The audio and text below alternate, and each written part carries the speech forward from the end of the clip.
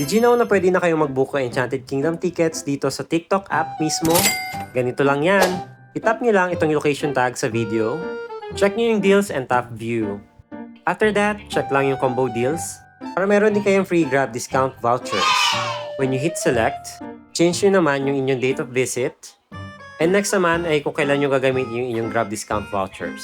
After that, just hit book now and you will be redirected next to your contact details. Once everything is filled up, go to payment and make sure to use the code to BudgetLook para sa 5% discount. Once may ticket na kayo, hindi nyo na kailangang pumila pa. Kung may mga dala naman kayo na hindi nyo kailangan, pwede kayo mag-rent ng lockers. Best time to visit pa rin is during the weekdays dahil promise wala talagang masyadong pila. Na-relieve ko talaga yung childhood days ko dito sa Enchanted Kingdom. And now na malaki na tayo at tumatanda na, it's time naman para sa next generation na mag-enjoy dito sa Enchanted Kingdom. From pambatang rides to extreme rides, ay super mag-enjoy talaga kayo dito sa EK. Siyempre kapag gabi na at around 7pm, meron naman tayong fireworks display.